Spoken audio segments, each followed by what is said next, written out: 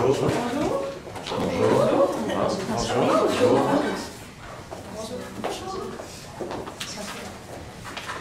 Est-ce que vous désirez recevoir les règlements en français ou en anglais? En français, s'il vous plaît. Parfait. Donc, chaque équipe dispose de 20 minutes afin de présenter son cas au juge. J'afficherai un carton de temps pour les 10 minutes, 5 minutes, 2 minutes et 30 dernières secondes de la présentation. Lors des 10 dernières secondes du discours, je vais faire un décompte avec mes deux mains. Pour le nombre de secondes restantes. Si vous n'avez pas terminé votre présentation après 20 minutes, elle se verra arrêtée afin de passer à la période de questions. La période de questions est d'une durée maximale de 5 minutes et elle est allouée au jury à la fin de la présentation. Veuillez noter qu'en aucun cas vous ne pouvez dévoiler le nom ou encore la provenance de votre université. Je vais maintenant laisser les juges se présenter. Vous pourrez ensuite débuter votre présentation. Bonjour, moi c'est Julie Pellerin, conseillère en fiscalité chez Jérôme Payet. Bonjour, René Desfleurs, professeur ici à l'Université de Sherbrooke. Alex Louvre, conseiller à l'Ordre des CPA du Québec. Nicolas Morissette, conseiller en placement chez CIBC Woodgundy. Nathalie Hébert, professeur à l'Université Bishop. Donc, Bossy Inc. est actuellement à la croisée des chemins. Elle s'est actuellement rendu compte que son entreprise avait certaines difficultés financières, ce qui est une très bonne qualité venant de la part d'un entrepreneur, d'avoir une bonne connaissance de sa situation financière et d'en être conscient également.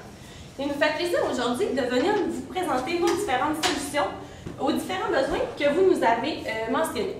Donc, Je pense que ça ne fonctionne pas la souris. ah, ok. Donc, pour le plan de la séance, ça ira comme suit. On aura d'abord la mise en contexte, ensuite les candidats potentiels à identifier, la réparation ou acquisition d'équipements de production qui était un projet que vous nous aviez parlé, et également l'acquisition de Cassie, l'athlète porte-parole et finalement une description des problèmes comptables et des traitements à utiliser. Donc, en premier lieu, une petite mise en contexte pour bien situer votre entreprise par rapport à la fois à son marché et aux difficultés auxquelles elle fait face actuellement. Donc, on a premièrement les menaces.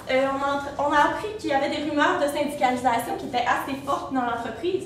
C'est une menace qui est quand même assez importante et ce serait important que les différents projets qui seront entrepris, un ou plusieurs, devront considérer justement la motivation des employés et leur sentiment par rapport à l'entreprise. Par la suite, il y a une concurrence qui est accrue, qui vient à la fois du côté asiatique et du marché électronique, qui est important de considérer au fur et à mesure de notre présentation. Par la suite, les opportunités pour l'acquisition de Cassie, pour le marché des vêtements pour femmes, et finalement, un développement du marché électronique qui pourrait avoir étant donné la forte concurrence. Par la suite, les forces de l'entreprise, on a une main-d'œuvre qualifiée qui est fidèle à l'entreprise. C'est une entreprise canadienne qui est solide depuis 1935, donc ça lui donne un certain passé qui va l'aider à passer au travers de ses épreuves. Il y a une bonne culture d'entreprise, les employés s'y sentent quand même bien. Et par la suite, une bonne relation avec les fournisseurs. Finalement, quelques faiblesses qui ont été identifiées, les capacités de production inutilisées, elles et non positionnées sur le marché électronique, et finalement, une technologie des équipements qui est désuète. Donc, c'est ce qui fait un peu le tour de la mise en contexte. Je laisserai la parole à Chloé pour le reste. Donc, vous nous avez parlé, dans le fond, que vous souhaitez prendre votre retraite dans 3 ans. Et donc, vous nous avez mentionné 3 candidats qui pourraient être intéressants justement pour prendre la relève au sein de votre entreprise. Donc, on a fait une analyse des 3 candidats possibles. On a fait une analyse des avantages et des inconvénients de chaque. Et on a finalement conclu sur un candidat qui nous semblait le plus prometteur selon vos besoins. Premièrement, on voit ici Jacob Delarose. On sait que c'est dans votre famille, mais non dans votre famille immédiate. Donc, puisque vous valorisez beaucoup la valeur familiale de votre entreprise, ça fait plusieurs années qu'elle est en place et que ça a toujours été au sein de la famille. Malgré que Jacob est quand même le neveu de votre femme, on considère que si, advenant certaines possibilités futures, que vous ne soyez plus avec votre femme, l'entreprise pourrait être, dans le fond, elle peut sortir du patrimoine familial et s'en aller dans les mains du neveu de votre femme et dans une autre famille. Par contre, on sait que Jacob a 5 ans d'expérience. Il travaille au sein du service d'administration, donc il a quand même une bonne connaissance de l'entreprise, mais aussi qu'une personnalité quand même difficile à gérer. On nous a mentionné que Jacob entretient des bonnes relations avec plusieurs personnes, mais aussi plusieurs mauvaises relations. Donc, ça peut justement troubler lorsqu'il viendra prendre le relève un jour. Il nous a aussi mentionné qu'il était très intéressé à prendre le relève, ce qui est quand même une qualité intéressante chez un candidat. Puisqu'il le veut, il croit en ses moyens, donc il y a de fortes chances qu'il effectue un bon travail pour la relève. En ce qui concerne Georges Drouin, donc c'est votre contrôleur actuel. Ce dernier n'a pas de titre comptable, cependant il a beaucoup d'expérience dans l'entreprise, donc il a une très bonne connaissance de vos activités, de vos clients. Il agit souvent à titre de bras droit, donc ça pourrait quand même être un candidat qui est très intéressant justement puisqu'il connaît les enjeux, les opportunités, les faiblesses de l'entreprise et qui peut remédier en cas de besoin. Cependant, Georges n'est pas dans la famille immédiate. Comme on a dit tantôt, vous prônez beaucoup la valeur familiale de l'entreprise. Donc, pour nous, Georges Drouin, on l'a éliminé juste à cause de ça, justement pour conserver dans le patrimoine familial l'entreprise. Et finalement, pour ce qui concerne Louis Bossy, on sait que Louis a beaucoup d'intérêt pour la relève, il l'a fait mention lui-même, et qu'il a des qualités essentielles pour la fonction, dans le fond, de gouverneur d'entreprise. Et il fait également partie de votre famille immédiate, ce qui correspond principalement à ce que vous nous avez indiqué comme valeur fondamentale de votre entreprise. Malgré le fait qu'il possède peu d'expérience comparativement à Georges Drouin, ce dernier a quand même fait ses preuves au niveau de ses résultats académiques ainsi qu'il a fait un stage au sein de l'entreprise. Donc, pour nous, on considère que Louis Bossy serait le meilleur candidat à la relève. Dans un autre ordre d'idée, vous avez fait mention que vous avez des équipements qui sont défectueux actuellement. Donc, vous avez vu une augmentation dans le taux de rejet de vos vêtements. Et donc, cela a encouru plusieurs pertes d'opérations. Donc, vous n'avez pas le choix présentement de prendre une décision, soit de réparer la machine actuelle ou justement d'augmenter la qualité de la machine plus sophistiquée en automatisant vos activités. Donc, ce qu'on a fait, à place de faire deux analyses différentes, puisque vous n'avez pas le choix justement de prendre une décision entre ces deux-là pour continuer les activités d'entreprise, nous avons fait une analyse qui est comparative. Donc, pour savoir quelle serait la meilleure option selon vous. Comme vous pouvez le voir ici, nous avons comparé automatisation comparé à réparation. Donc, tout ce qui va être, je vais vous mentionner quand même, ici, on voit l'investissement initial. On voit que si vous automatisez, vous allez éviter un investissement initial de 350 000 pour la réparation de la machine, mais vous allez devoir débourser un total de 4 300 000 pour le nouvel équipement. Également, on voit que l'automatisation va générer beaucoup plus de flux monétaires dans le futur comparativement à la réparation, et on voit qu'il va y avoir un impôt supplémentaire également de environ 200 000 par année. Pour une valeur actualisée nette totale, en considérant les économies d'impôt, on sait que vous ne vouliez pas qu'on les considère, vous les trouviez non significatifs. On a fait notre propre calcul et on trouvait que 538 000 nécessitait quand même d'être considéré dans le calcul. Donc, ça nous faisait quand même une valeur actualisée nette de 372 000. Mais avant d'accepter un projet, il faut toujours voir un peu les deux côtés de la médaille. Donc, je vais passer la parole à Mme Léa Gauthier. Donc, c'est ça, pour vous présenter les risques et opportunités de ce projet-là. Les premiers risques qu'il y a avec ça, c'est qu'en changeant la machine, on n'a pas d'expérience avec la nouvelle machine. Donc, il faudra s'habituer à cette nouvelle machine-là, ce qui peut prendre du temps et aussi de l'argent pour former les employés, absorber les pertes qui seraient dues à des défectuosités de cette machine-là. Ensuite, dans la description du projet, il y avait certains employés qui avaient à être congédiés, donc il peut y avoir un mécontentement de la part de ces employés-là qui seront à être congédiés.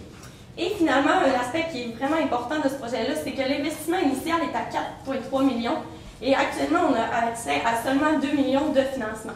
Par contre, on peut prendre en compte que l'entreprise peut financer cette acquisition-là en prenant garantie sur l'équipement lui-même, puisqu'on semble croire qu'il y a une durée d'utilité de 20 ans, donc c'est une machine qui est quand même performante et que l'entreprise pourrait utiliser assez longtemps. Et puis, justement, qui va augmenter la productivité, donc qui est quand même bon.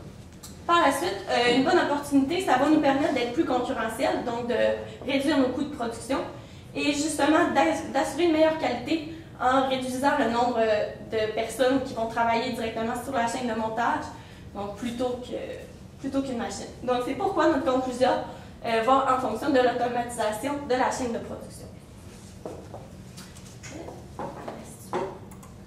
Je passerai donc la parole à Marianne Martin. Donc, vous avez actuellement la possibilité d'acquérir l'entreprise Cassis. Donc, le prix de vente actuel est établi à 985 000 $. Donc, nous sommes ici aujourd'hui afin de vous guider, afin de savoir s'il est intéressant pour vous d'aller de l'avant avec cette acquisition. Donc, tout d'abord, le premier axe qui sera analysé sera l'axe quantitatif. Par la suite, l'axe qualitatif, donc les divers arguments à prendre en considération. Donc, tout d'abord, l'analyse qui a été effectuée aujourd'hui est une analyse des flux monétaires caractéristiques. Donc, nous avons pris en compte les informations que vous nous avez fournies. Donc, le bénéfice net de l'entreprise, en tenant compte aussi du multiple dont vous nous avez fait part de 2,42. Donc, je vous explique le calcul qui a été effectué. Donc, le bénéfice net avant impôts, intérêts et amortissements se situe actuellement pour l'entreprise Cassis à 413 000 $. Afin de rendre ce bénéfice net avant impôts et avant amortissement, donc qui est le flux monétaire de l'entreprise, afin de le rendre caractéristique, il est important d'apporter les modifications, donc les charges et les revenus qui seront récurrents à chacune des années.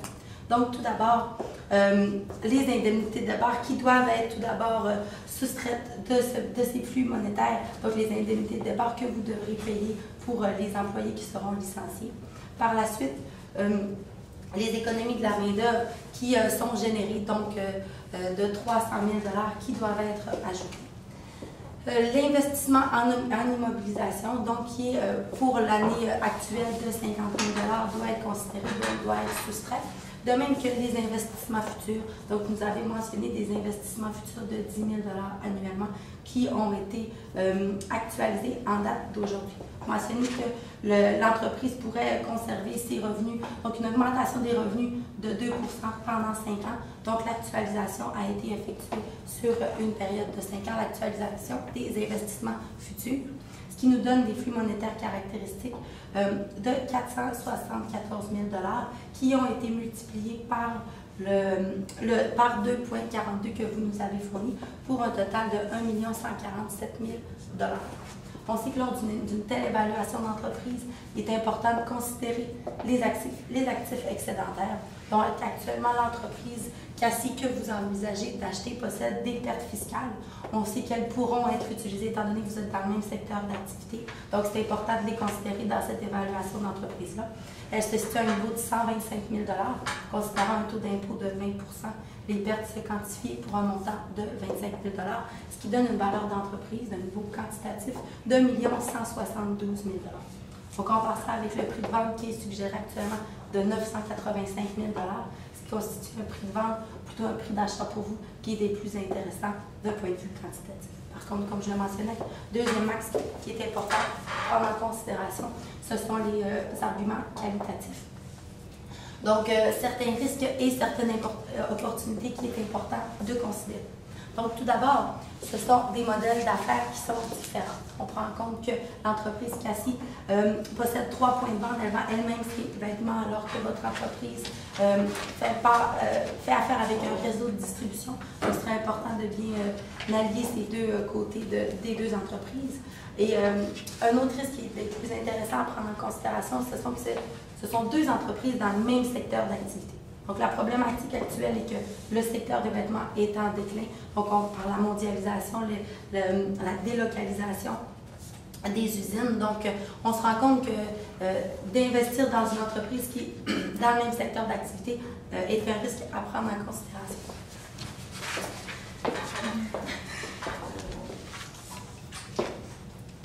Je continue avec les risques en ce qui a trait à la sous-traitance de la production. Donc, on vous parlait en début de présentation qu'une menace actuelle concerne la syndicalisation des employés.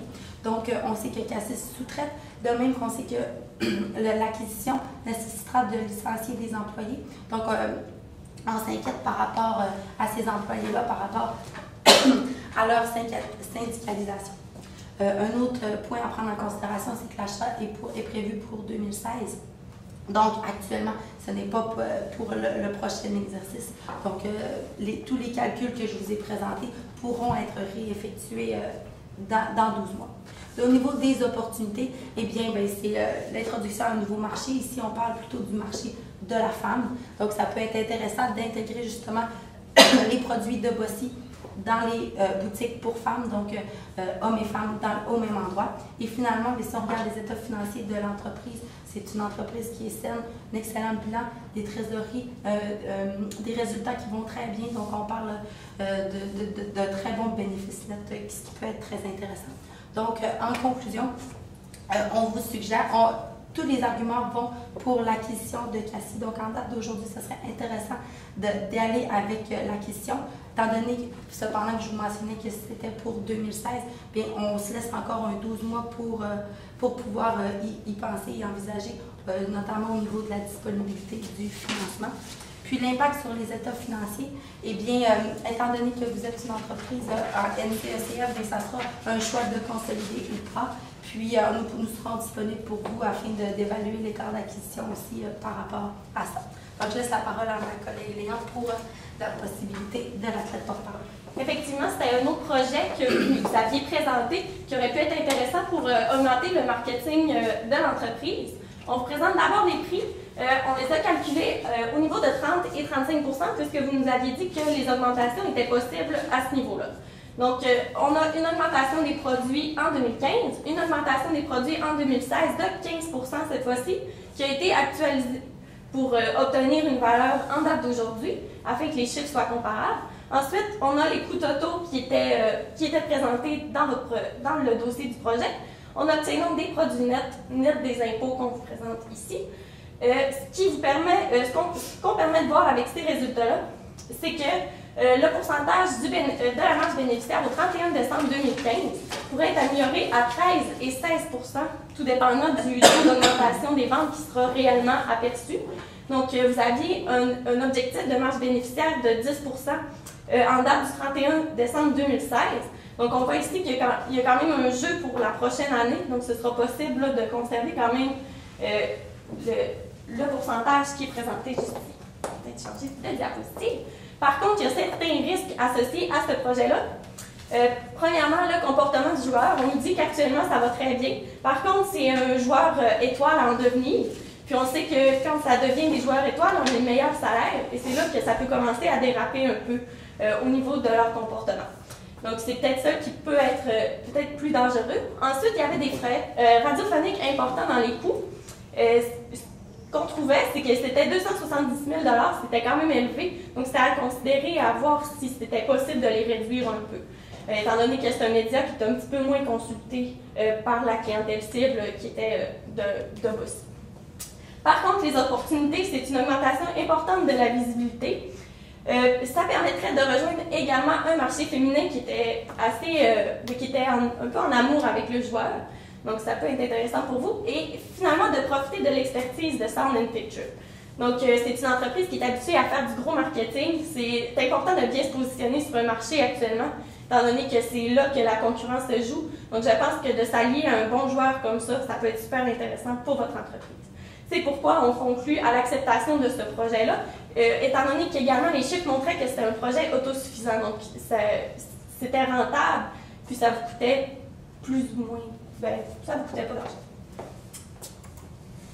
Donc, je poursuis avec deux problématiques comptables dont vous nous avez fait part. Donc, tout d'abord, la comptabilisation de la machinerie. Donc, on mentionne que votre fournisseur souhaite comptabiliser la machinerie à raison de 1/3 pour 3 versements. Donc, étant donné que c'est important de comptabiliser l'immobilisation quand vous bénéficiez des avantages et que vous supportez les risques, mais ça va être important de comptabiliser l'immobilisation seulement au moment de la livraison dans votre magasin, chez vous. Donc, au moment de la signature du contrat, bien, ça sera simplement de comptabiliser une charge payée d'avance dans les livres de votre entreprise. Et finalement, comptabilisation de la poursuite. On sait qu'en NCECF, étant donné qu'actuellement, la poursuite est non actuelle, non implicite, Et étant donné que votre avocat mentionne que la probabilité de le payer est faible, eh bien, aucune note aux états financiers ni aucune écriture ne devra être faite, donc aucun impact pour les états financiers de votre entreprise. Donc, en conclusion, on voulait faire un certain rappel par rapport à la relève. Le candidat qu'on nous a proposé était vraiment intéressé à prendre la relève de l'entreprise et on pense qu'étant donné qu'il y a beaucoup de leadership, il pourra mener à bien les projets qu'on vous propose. Puis, on a également considéré que les différents projets proposés vont apporter une amélioration importante de la situation financière. Donc, c'est à peu près ça. On reste disponible pour les différentes questions que vous avez à nous poser. Je vais en poser une sur, dans le fond, sur l'acquisition de Cassis. Est-ce qu'on peut revenir à la slide du flux monétaire caractéristique?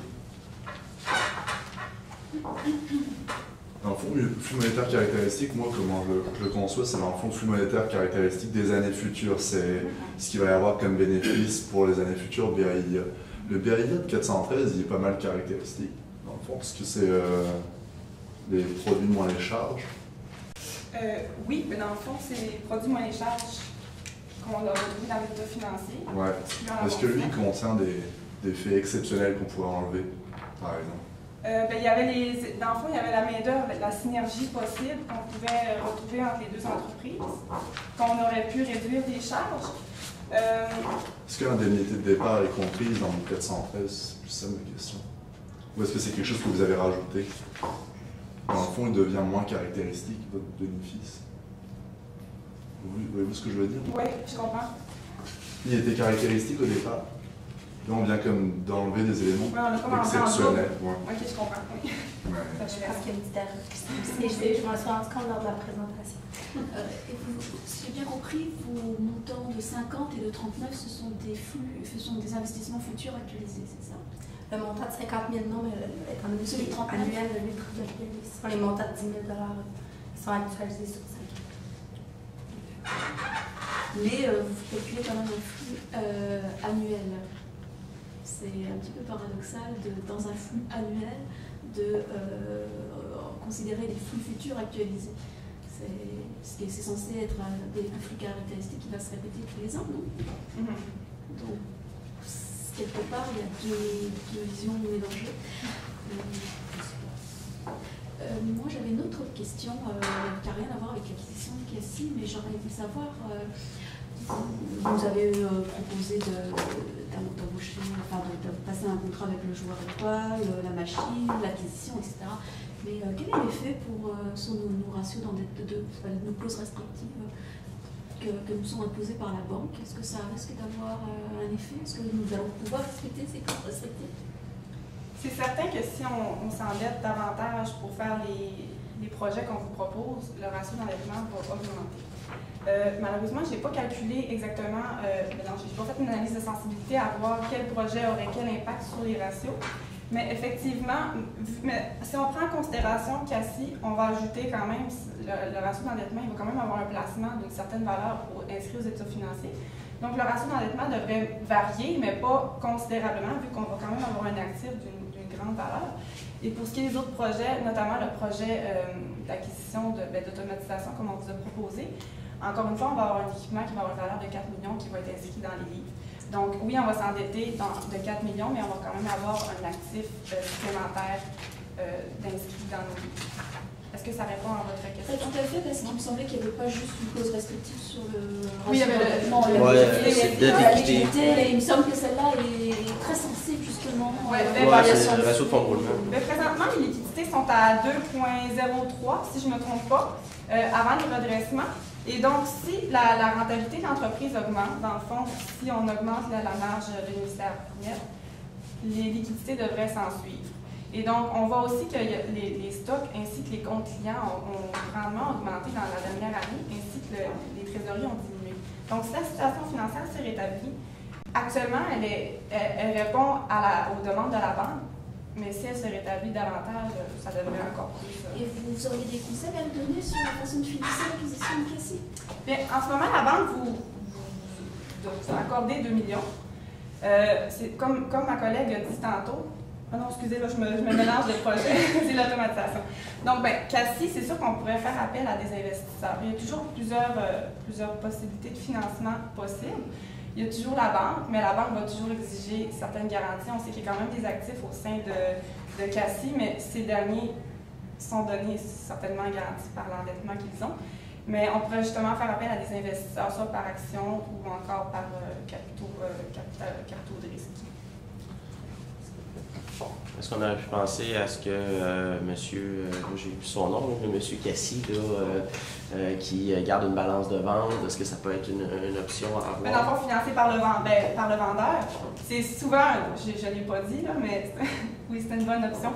Dans le fond, on pourrait demander au vendeur justement qu'il nous accorde un certain délai de paiement pour qu'on puisse financer par le biais de Solaris, si Solaris soit vraiment...